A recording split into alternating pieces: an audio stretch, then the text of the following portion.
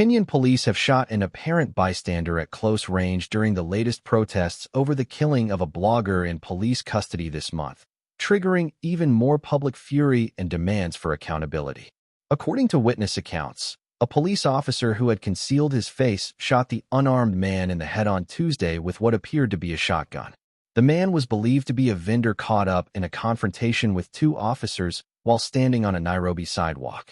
He was being treated at Kenya's largest referral government hospital, which said through a spokesperson that his injuries included gunshot wounds. Police in a statement expressed concern and said the officer had been arrested. At least 10 other people were injured in the demonstration as hundreds of men on motorbikes, armed with whips and clubs, attacked protesters in downtown Nairobi.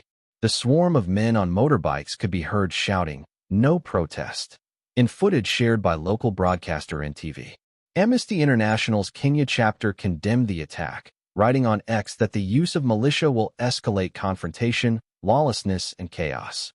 The incident came more than a week after the death of Albert Ojwang, a 31-year-old teacher and blogger. He died just 2 days after being arrested in the town of Homa Bay in western Kenya for allegedly criticizing Eliud Lagat, the country's deputy police chief. A Kenyan police officer has been arrested in connection with Ojwang's death. The protests reflect a wider concern about police violence. Rights groups said more than 60 people were killed by security forces last year during demonstrations in June and July against a bill that would have increased taxes. They cornered us and beat us with whips.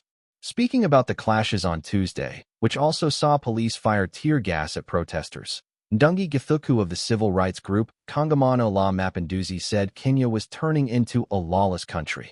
"We see hundreds of paid goons with whips and weapons, crude weapons, coming to brutalize our people," he said. One of the demonstrators, Hanafo Adan, who was a leading voice in last year's Gen Z-led protests, told the AFP news agency that the men on motorbikes had overwhelmed her and others. "They cornered us and beat us with whips, and the police were just watching them do it," she said.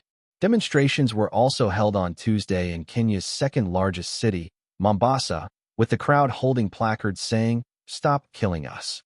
Public anger grew after an autopsy revealed that Ojwang had not fatally injured himself by banging his head against a cell wall, as the Kenyan police had originally claimed. The government's pathologist found that his injuries, which included blunt force trauma, were unlikely to be self-inflicted. President William Ruto admitted on Friday that Ojwang had died at the hands of the police, calling his death heartbreaking and unacceptable. The country's leader promised to protect citizens from rogue police officers. In the past 4 months, more than 20 people have died in police custody in Kenya, according to the Independent Policing Oversight Authority. As part of the investigation into Ojwang's death, 2 senior police officers and a civilian have so far been arrested. Lagat, the deputy police chief, announced on Monday that he was temporarily stepping down from his role.